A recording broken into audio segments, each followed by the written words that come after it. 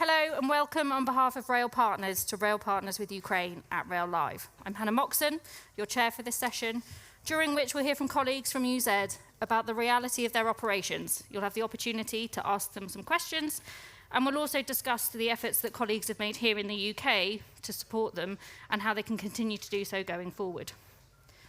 As the Director of External Affairs at Rail Partners, my job is to tell stories about the railway. What it can, what it does, what it should deliver. Along the way, I've learned a lot about the operational challenges that we face, the complexity, the decisions made every day to support our customers, and stories of individuals that we rely on in order to make that happen. That's in peacetime. What we'll hear from colleagues is those realities transposed to the middle of a bitter conflict. Our thanks to Vyacheslav Yeremin, member of the Management Board, and Oleg Yakovenko, Director of Strategy and Transformation, for making the journey to Long-Marston today. We've been lucky enough to work with colleagues from UZ over the last year or so, and I've been particularly struck and impressed by the countless efforts of colleagues here in the UK to do their bit to support them. It goes from our members, operating companies, right the way through to Network Rail, the efforts of people like Martin Frobisher and Peter Gibbons, who's here today, to support them during this time. It really is the railway family at its best, transcending borders, an unwavering belief that the railway can be both supportive and transformative in the best of times, and in this case, the very worst. Following the keynote from Oleg, we'll hear from our panel Andy Bagnall, Chief Executive of Rail Partners, David Brown, Managing Director of Rail for Arriva UK, and then there'll be opportunities, I said, to have some questions from the floor. We'll also highlight how you can continue to support our colleagues going forward. So, Oleg, gives me great pleasure. Yeah, thank you very much. Thank you, Hannah. Good morning or good day. First of all, let me thank organizers of this event, Rail Live, and especially I would like to thank Rail Partners for this wonderful opportunity. I want to thank heavens for this wonderful weather that we have today. So that for me it's an honor to represent here the Ukrainian family of the railwaymen, and there are 180,000 right now colleagues which are working daily in the Ukrainian railways in Ukraine in a very difficult circumstances, as you understand that more than 2 years we are suffering the unprovoked full-scale aggression from Russia, which deeply affects the whole country and the railway in particular. So just to couple of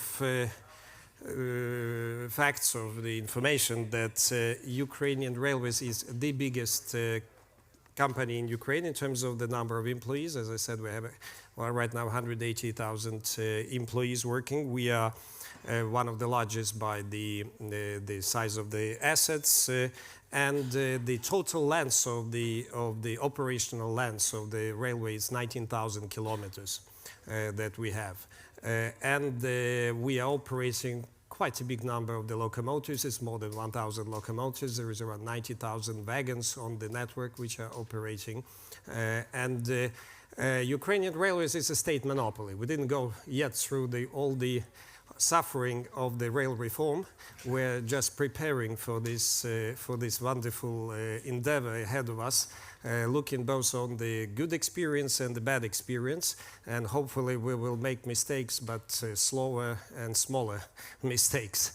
So for us, of course, the experience, and we had quite a lot of discussions with Andy, with Hannah on the way, that we know that there are some new iteration of reform which is coming in the UK. For us, it's very interesting to see how it's going, because we want to make also some conclusions for Ukraine.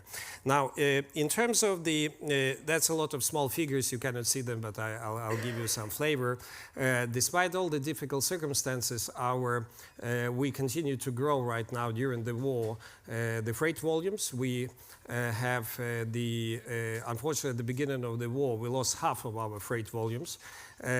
For you to understand that what's the difference between Ukraine and other European countries is that our modal share of the rail transportation is 65%. which is compared to average European share of 16%. So we are extremely important freight from a point of view of infrastructure and logistics. Ukrainian Railways is critical for the economy and for national security because we carry most of the cargo in the country. That's very important. And we see right now recovery. The very good for us impact was last year when the Black Sea ports of Odessa were opened, and that allowed us to resume the exports of grain and metals and the typical our export commodities that we export to the market, and that has a very good impact right now. We see that this year we are 30% have more freight volumes than last year the same period. Now, in terms of the passenger transportation, we basically recovered to the pre-war levels. And clearly, the Ukrainian railways during the war has shown that it's a very reliable part of the national security, national infrastructure, because we did a lot of evacuation at the beginning of the war. More than 4 million people were evacuated by Ukrainian railways.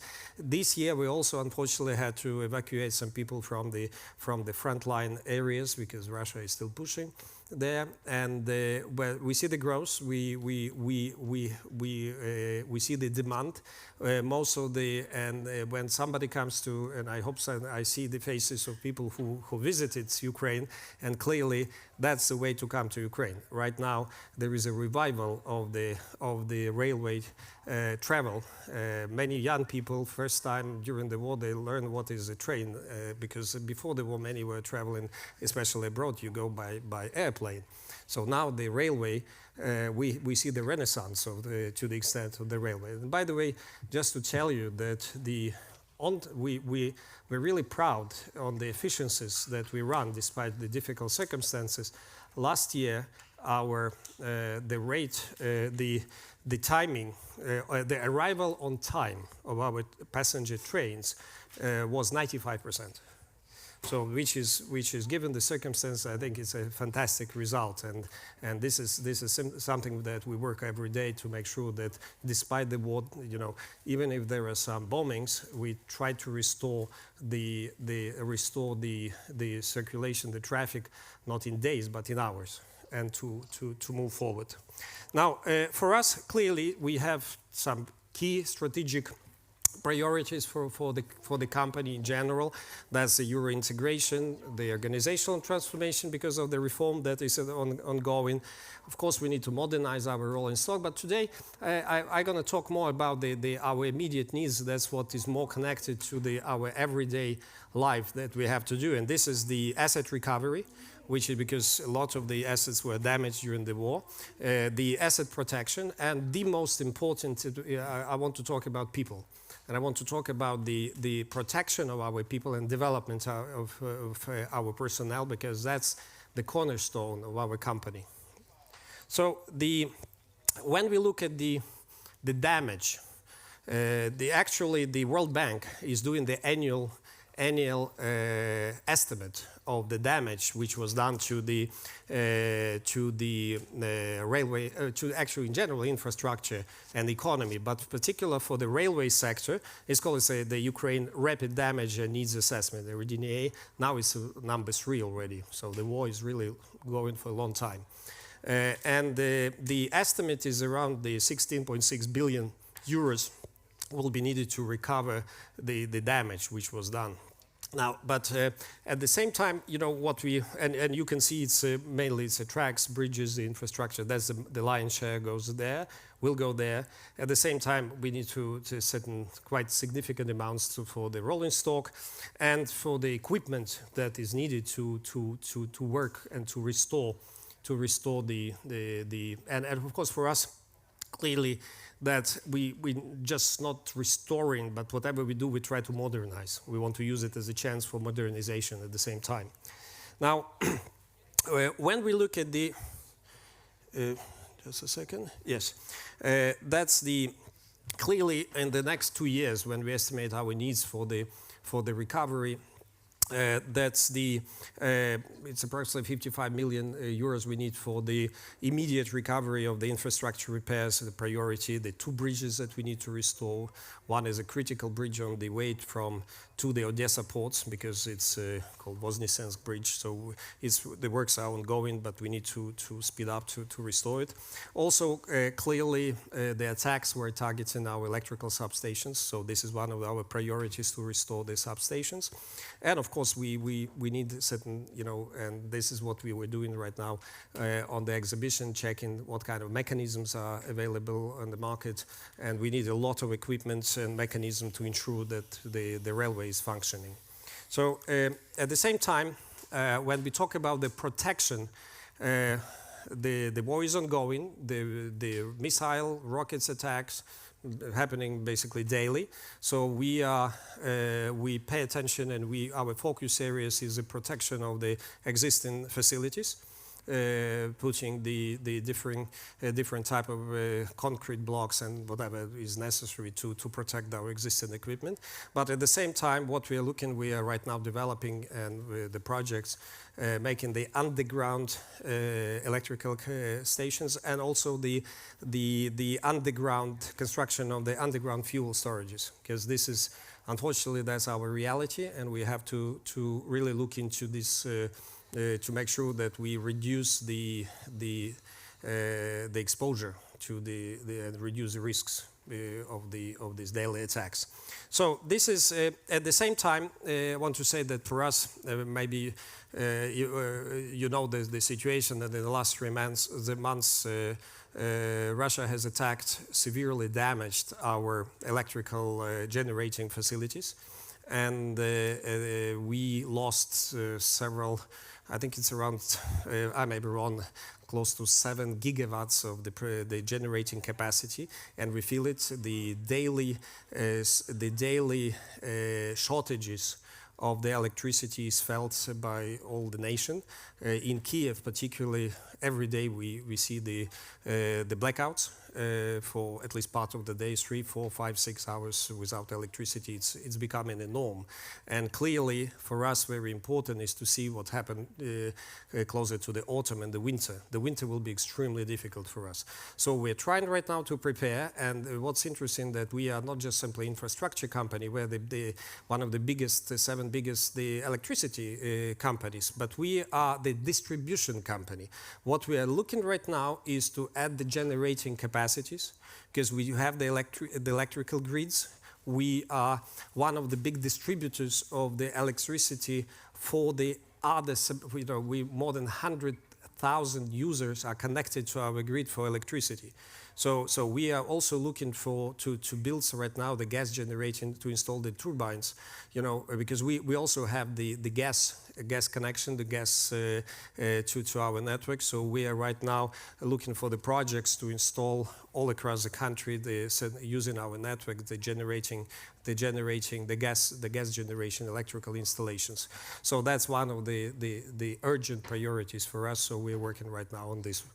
Now, at the same time, as I said, that protection of personnel for us is extremely important, because right now, when we, as I said, 180,000 working in the company, we have the 55% men, 45% women.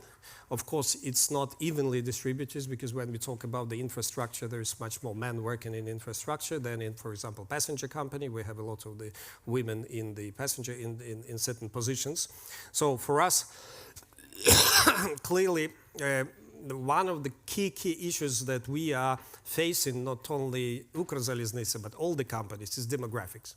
Because we will be, for years to come, a lot of people, millions of Ukrainians right now are abroad.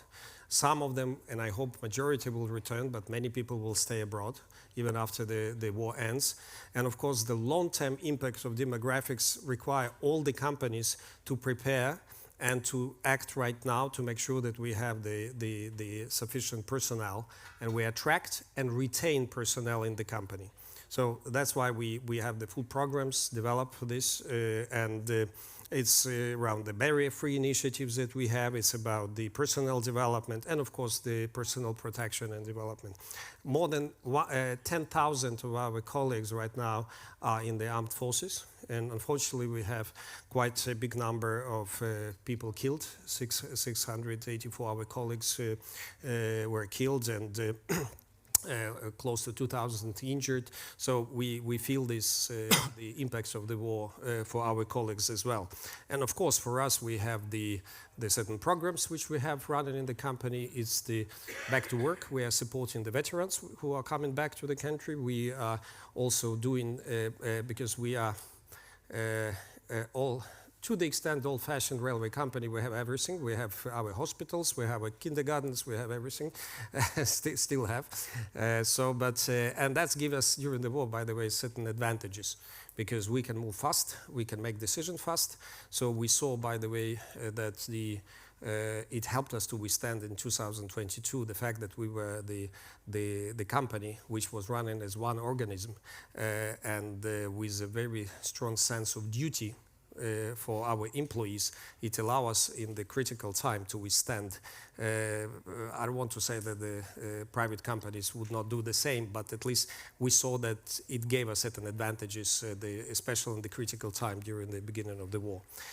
We have the rehabilitation program. We're developing the rehabilitation departments in our hospitals to treat the wounded and to do the recovery for the personnel. And of course, we're supporting the families of the deceased and wounded colleagues. Now, on clearly the barrier-free projects, very important part of our work. It's also on both on the stations and on the rolling stock. We have quite a big number, I think more than 100 projects right now ongoing for the barrier-free environment, because unfortunately that would be the issue. The more and more you see on the streets of Ukraine, the effects of the war, you see the people who lost their limbs, and you know that's for us one of the priorities is to make railway and transportation barrier-free as much as possible. So also that in terms of the personal development, very important point for us is the gender diversity. That women have to take more prominent role as part of our workforce, and for us that's one of the very important focus areas to make sure that we expand the number of the positions which can be occupied by women, and it's part cultural, part technological, because we have to maybe redefine through the modernization certain positions which would allow to attract more women to work. We will have to compete for women, which is because many other companies right now, I know that the big companies, the big state companies, they're developing the programs to empower more women at work, because unfortunately men are right now have to serve in the armed forces, and that's the war is ongoing. At the same time, the personal training, that's important to attract new personnel and to retain, and then also to make sure that we have this possibility of our personnel to take several positions in the company, to move between the jobs. And of course, as I mentioned, veterans reintegration for us, that's very important part. And clearly the protection of the personnel is our utmost priorities, because that's we have people who are working in a close proximity to the war zone, and but even despite the fact that you may be not in the quite far from the war zone, the railway infrastructure is attacked all the time. So we are looking for the protection, and this is with the support of the rail partners. I know that we already have a very good experience last year with the support of rail partners of collecting some donations for the focus was more about the food and about supplying with the food packages, and we have David was visiting. It was January, I think, this year, when there was the funds which were collected were transferred to Ukraine. Also, we do this transfer with the support of our trade unions. I know that there are representatives of the trade unions here. We work closely with our trade unions to work with our workers, and they are supporting us for the transfer of the donations. And this year, our focus is on the individual protection, because we need, this is the figures, when you see these very exact figures, because we did a very detailed work of identifying the needs of specific, I was thinking about first to make it averages, but then I said that no, we go individual. We go very exact figures that we need. And we need the different classes of protection, because it depends on the type of jobs that people have. Like when there are some, the stewardesses in the train, stewards, they need more lighter protection, but when somebody works closer to the war zone, working on the tracks, like immediately after attack, they need heavier protection. Or for the train drivers, they also, so there is a different type of protection needed for the different type of the employees, and the total it's around 10,000 units that we are looking for. So we hope with your support, with the donations that will be collected, we'll be able to satisfy some of this demand, and we will be extremely grateful for if you can support whatever is possible. Every penny counts, I would say. So that's again. Thank you for all the support. It really warms my heart when I'm in England, in Britain, in London, and I see the Ukrainian flags. Despite that it's more than 2 years, but the flags are still flying.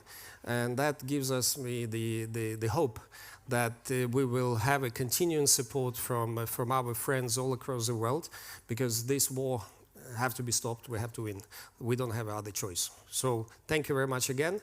And I would welcome any of you in Kiev anytime and use the Ukrainian railways. Thank you.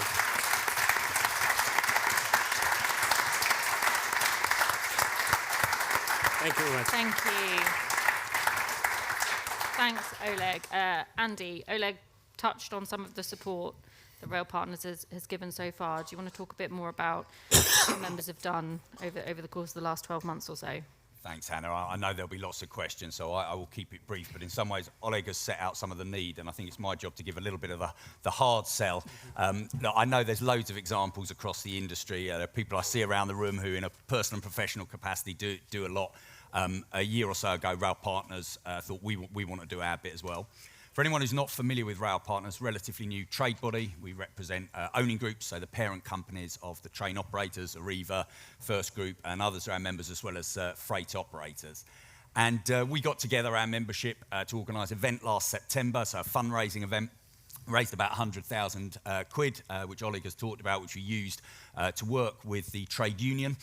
So the trade union of railway and transport construction workers, who help us put together food parcels in Ukraine and distribute that, working with the charity We Aid. And off the back of that, David, I and Steve Montgomery of First Group, David Arriva and Steve at First were the biggest donors. We went out to Kyiv in January to see that aid being distributed and sort of raise awareness. Again, very much working with Alexei Semerun, who is the leader of the main trade union for UZ. And it was really genuinely quite moving to see the food aid being distributed. Again, Oleg has talked about the need for that support. This is for UZ workers who are near the front line. You know, you can't just pop down to Tesco's to get supplies, but it's also for the families of UZ employees who have gone off to fight, come back wounded, unable to work, and in some cases, of course, not come back at all. So it really was, great to see that sort of support in action. Obviously, in the scheme of what Ukraine needs and what we as an industry can provide, sort of from railway to railway, you know, it's a drop in the ocean, but it was what we could do. And what we're really keen to do is sort of build on that. And you can see on your chairs, there's a little booklet that's got some of the pictures of the food aid that we got delivered. But in response to talking to colleagues at UZ and the train union, actually, in addition to the food supplies, they're looking for the PPE, that protective kit that you just saw Oleg detailing. So there's a little flyer sort of kit for Kyiv on your chairs. We will be sort of following up and working with Rail Magazine and Bauer as well. We're really keen to try and raise as much as we can from the railway industry in the UK to support that need that Oleg and Vyacheslav have sort of set out to us. Please have a look at that. If you see your way on an individual basis, obviously use the QR code on the flyer. But what we're really looking for is sort of organisational donations, and we'll follow up after the event.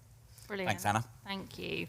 And David, you obviously travelled to Kyiv back in January, operating railways here, and obviously Arriva has other territories as well. What were you most struck by while you were in Kyiv? Yeah, I think the first thing was the reason we contributed was, we operate cross-country, Chiltern, London Overground and Grand Central. And all our people are part of that railway family. And I know it sounds a bit of a cliche, but you all know that people tend to look after each other in the railway. And so when we got the opportunity to help colleagues in the Ukraine, it was just unbelievable, really. And then when we were listening to the presentation about this is how we run trains during a war, sort of brought home, we have difficulties about the morning peak and about leaves on the line, etc. But actually just brought it home to us that colleagues really were providing an amazing service in the Ukraine. And our staff, were really keen that Arriva, but also local groups within our train operating businesses made it one of their charities of the year to continue to contribute. And I think that was because it's what we saw when we went to Kyiv, really, was this was a joint venture between rail partners, the owning groups, Ukrainian railways, but also the trade unions in Ukraine. And it was an amazing part of the visit was actually going to the union headquarters and seeing them actually making up the food parcels. And these are food parcels that were being sent to people that were operating near the front line, and they were basic food parcels of rice, of cooking oil. And it was amazing how much a small donation from Arriva and from others actually went a really long way for helping people out there. I think the second thing that really struck me when we were out there was, again, maybe my brain's not big enough to cope with this, but we were in a war zone talking about running trains and providing food parcels to people part of the railway family. But what I also got from the management board was an absolute clarity of strategy and of growth in the future. So fixing things that were being destroyed now, but having a real clear focus on further investment, how to get that freight traffic back, how to make their stations accessible to people on the basis that they're not accessible now, and the chances are there will be more people requiring disabled access after the war is concluded. But just that clarity of the management board and the management team to say, railways are really important to the Ukraine, so we need to get through and win this war, but then we need to continue to develop and invest in the railway. So for me, it was a fascinating visit and great hosts to see that focus on the role of railways now, but also post-war, but also that working really closely across nations, but also with trade union and frontline staff to really make sure they were getting what they need. And again, a bit of a further hard sell. I again couldn't get around how a small donation was providing food for people right near the front line who didn't have shops because they're all closed down. And what we've heard today is this is about people wearing similar vests to what we're wearing today, but it needs to be bulletproof so that they can carry on carrying out their engineering or driving tasks. And again, I think that's just it's difficult to get your heads around, but as you wander around today, seeing people in high visibility vests, and we're looking for people to make donations to give people bulletproof versions so they can carry on working and supporting Ukrainian railways. Brilliant, thank you. And your staff are often referred to as the Iron People of the Ukraine. What's morale like? Obviously, you've said 2 years in. What is the morale of the Iron People like at the moment? That's for me to Вячеслав. Either. Вопрос питання яка зараз нас називають залізними людьми, яка зараз морально, який дух співробітників залізниці. I'm going to help my colleague to translate. So.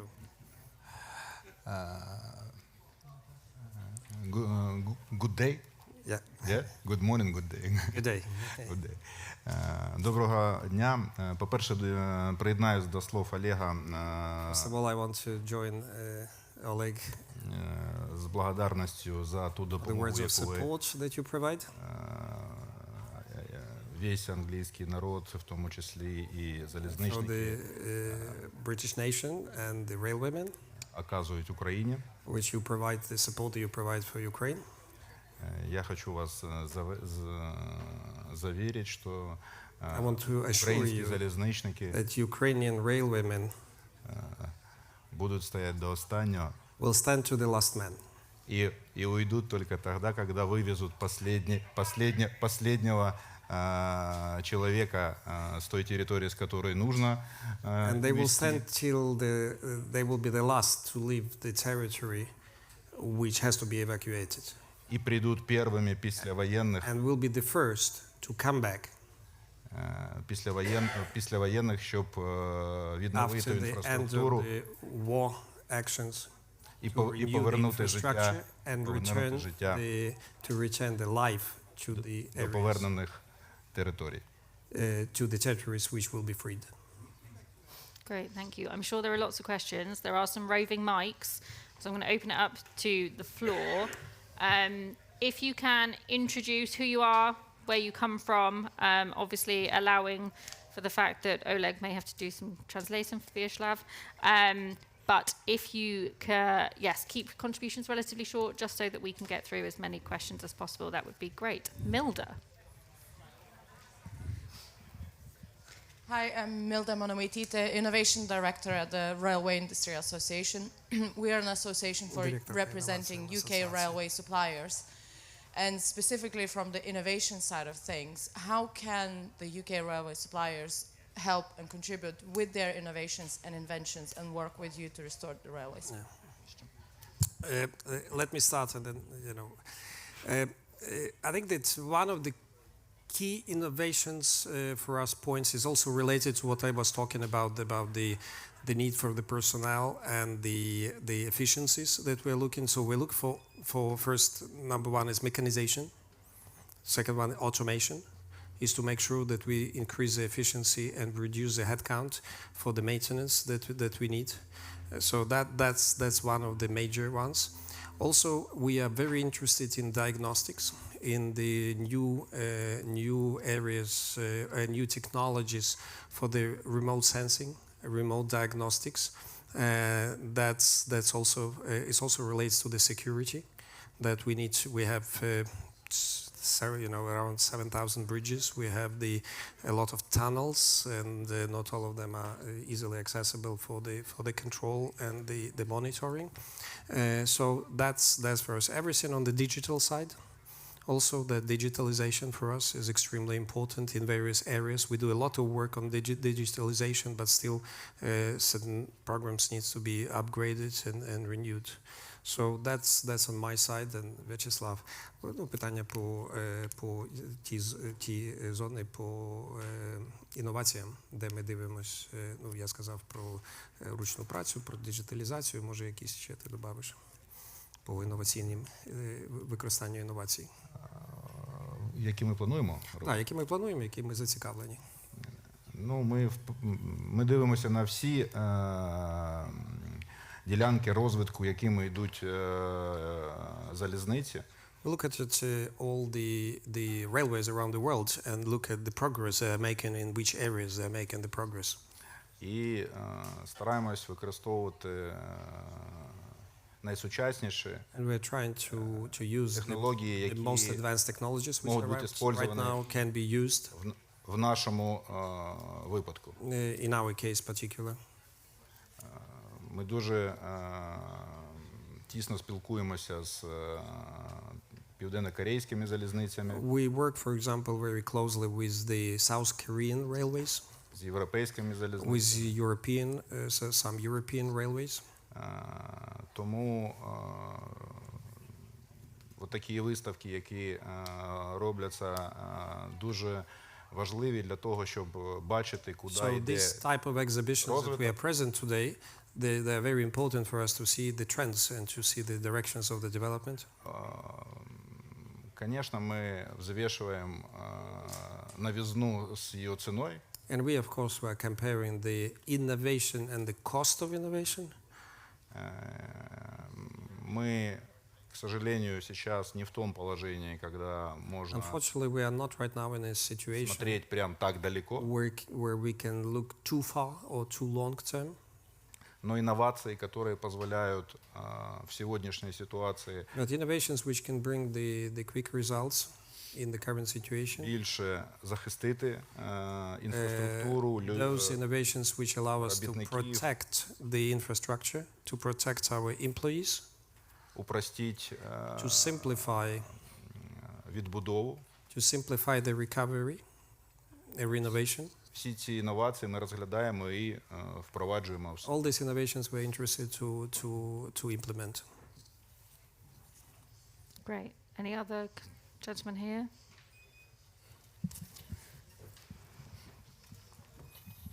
Martin Chamera from Keolis MA Metrolink. When you need to restore equipment, be that bridges, be that substations, are you finding adequate support from colleagues, allies, to provide the right spares and equipment? Ну, питання, чи коли ми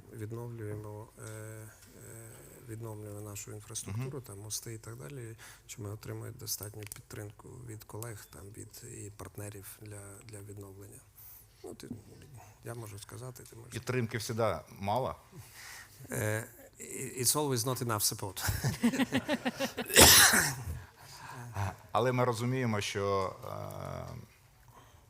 допомагають нам But we understand that стільки, скільки можуть. people are supporting us as much as they can.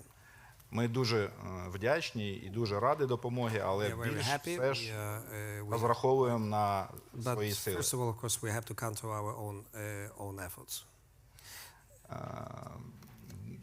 Дуже є такі питання, дійсно для нас болючі. There are some painful areas for us, Наприклад, виробництво рейки. like, for example, the production of the rails.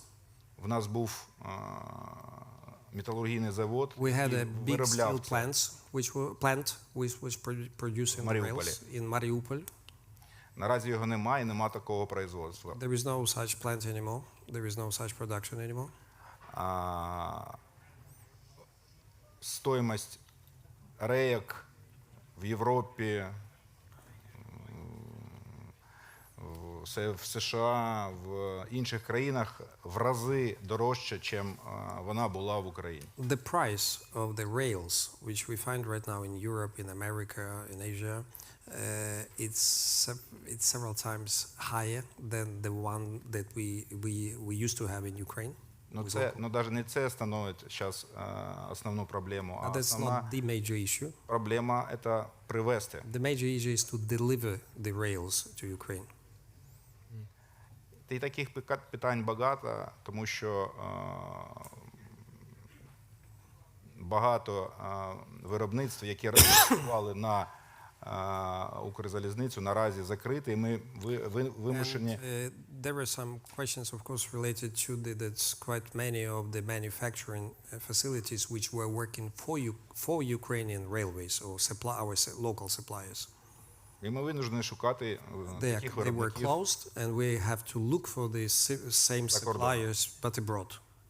Це основний виклик наразі That's the main challenge для нас в питаннях відбудови. for us when we are talking about the recovery. On my behalf, I would add also that, of course, we work a lot with international partners, with the International Finance Institution, European Investment Bank, Bank of Recovery and Reconstruction and Development, and World Bank.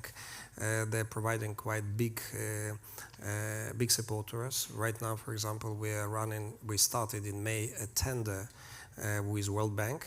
They provide a grant of $190 million, and we are tendering right now for 20 new electro locomotives, which will be granted.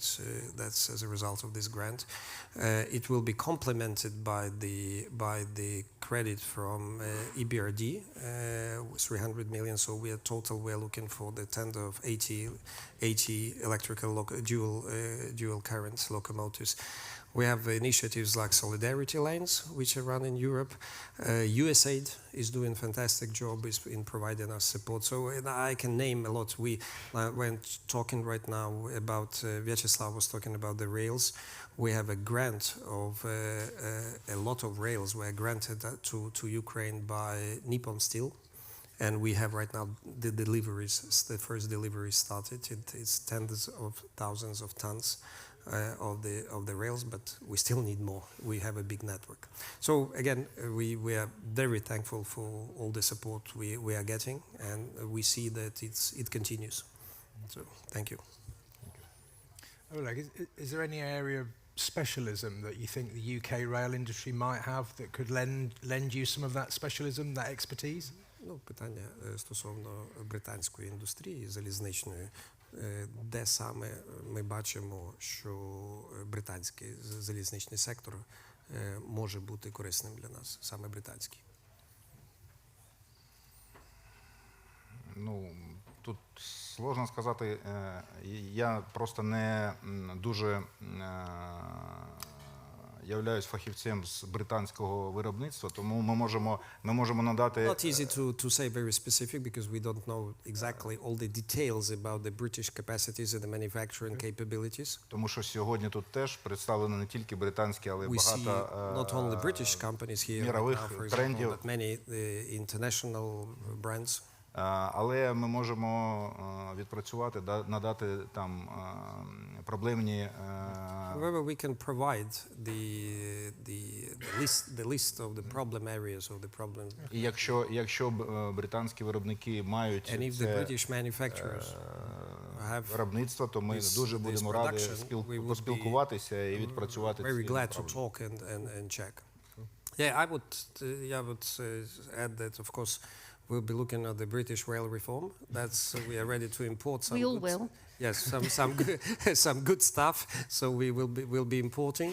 So that's the one, and also that because we had some very good discussions with colleagues from the rail partners about how the passenger carriers are working, the interaction. Like we had a good discussion on the rolling stock leasing companies that operate in very interesting experience with the three big companies which are right now providing the rolling stocks. So I'm more looking at the soft side, the knowledge transfer. That's for us very important. I think on top of the hardware stuff, but the knowledge transfer and experience, and I'm not saying consultant support because that's becoming a bad word. When you have a problem, hire consultants. So that's unfortunately that's a problem. Yeah. Okay. Any more questions from the floor? Gentleman here.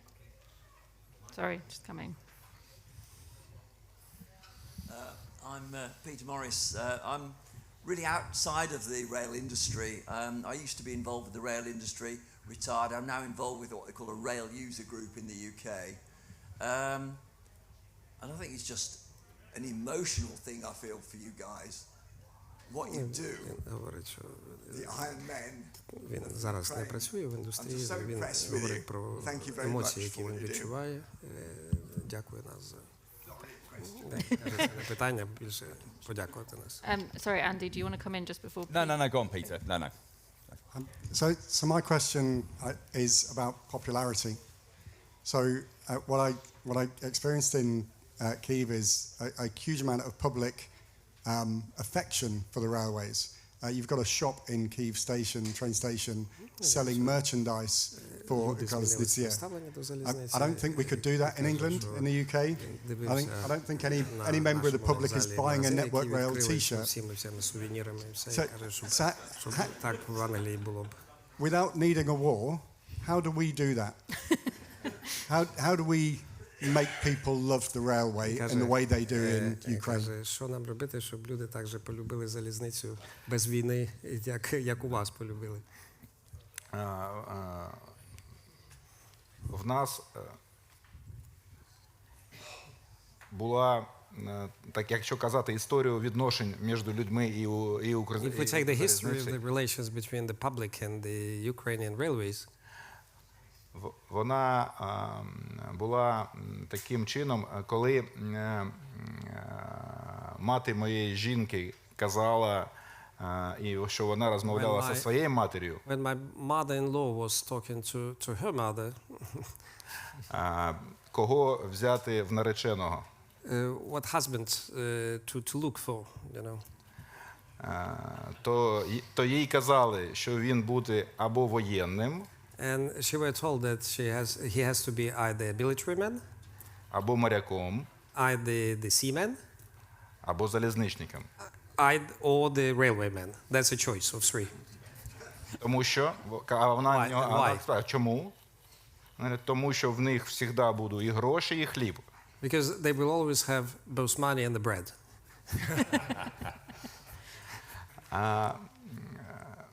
На жаль, ці часи пройшли, Now the time has passed, of course. і наразі на залізницю дивляться вже по-іншому.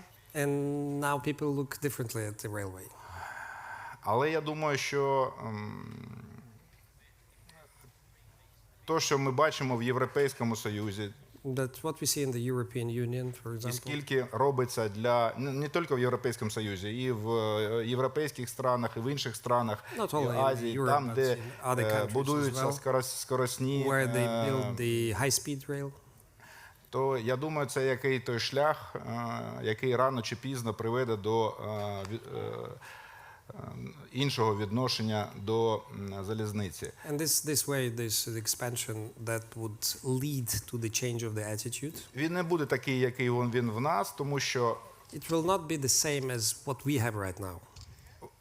в нас залізниця стала спасителем.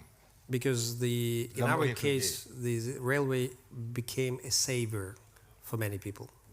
І це був єдиний шлях, That was the only way. тому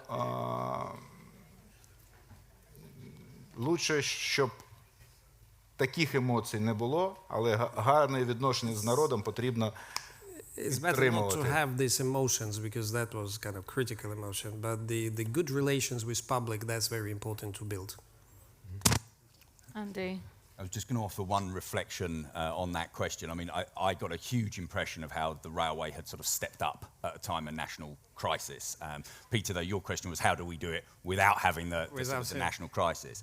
And the answer, I think, to that, and I think it flowed through what you've heard today from Oleg and Vyacheslav, which is about people and about putting people at the centre of what they're trying to do. One aspect of that is just running an effective railway. I have to say, when I was there, I was slightly embarrassed that in the middle of a war, they could run with 95% punctuality and ask me how we did. And I thought, well, below 90 far too often, which was annoying. But so there is that aspect. But also actually just the focus on the experience of people using the railway. One of the things I was really taken by in Kyiv, the ticket hall, almost complete transition to sort of digital ticketing, so the ticket hall was no longer needed for that purpose, and they converted it to a children's play area, Ironland it was called, obviously in the theme of Iron People. And the point was they were thinking about the experience of so many children who had left the country in really awful circumstances as refugees, or whose only experience of the railway actually was sort of separation, coming back from abroad to see sort of dad who was in the armed forces and then having to leave again by the train. And so just little things like that, that focus on people and what the railway's purpose is for people was the thing that I think really created that sort of sense of pride in UZ and all the people who work in it. Right, last question. Or if you take two, if you're both quick. David Frankel, En Route Transport Campaign Group. Just to pick up on that point Andy made, and to turn the question about knowledge sharing on its head, you mentioned 95% train service performance. What can we learn from you? And I know that in war, running your trains on time is not a trivial matter. Передачу знань, він каже, щоб які знання ми б їм могли надати, And we'll take the second one while... щоб ми їм могли порекомендувати. І ще одне питання. Sorry, go ahead. Yeah, let's... If we take the other one as well and then answer both? Let's go. Shoot, please. James Appleby, Corps of Royal Engineers. It's actually on a similar kind of vein as that.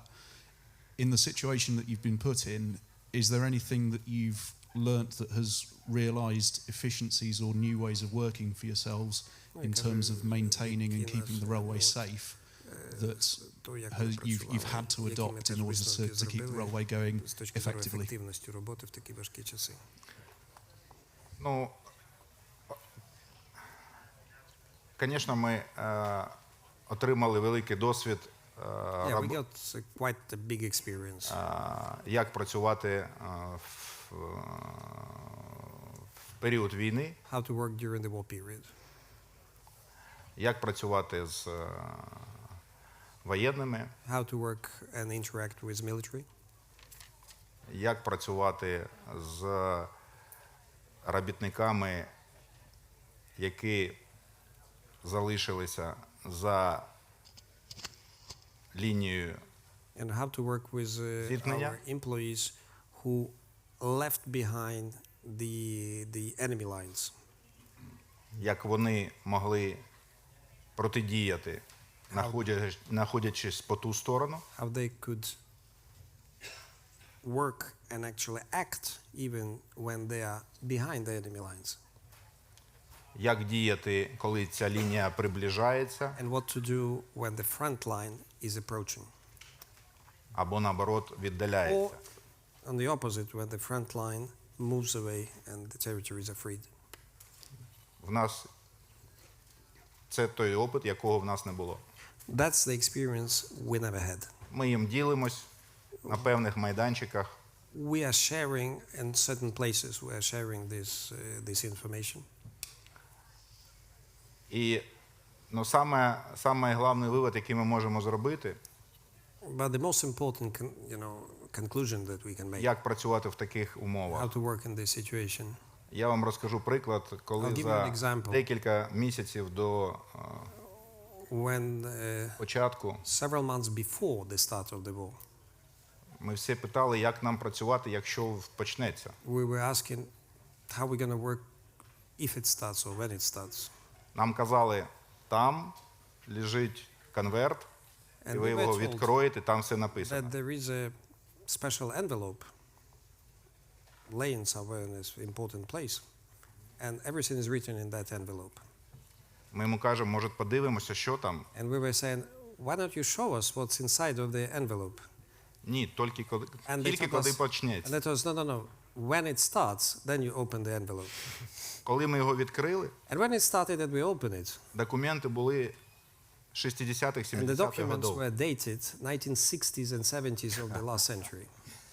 які зовсім не відповідали And they were тому not сьогоденню. responding to the needs of today.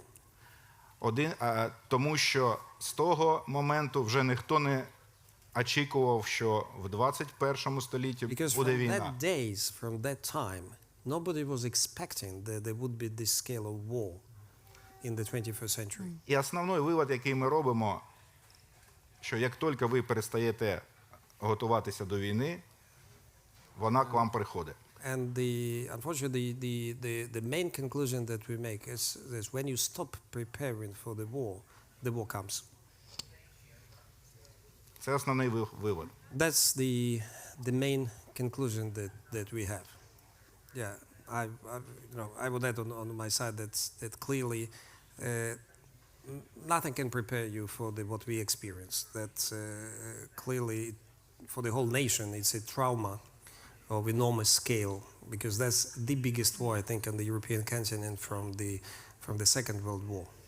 So clearly what Vyacheslav was saying, the preparation, the trains, the drills, the making sure that you are ready for contingencies plans are they're not just exist, but they are real contingencies plans that are prepared, that you train your people for the emergencies.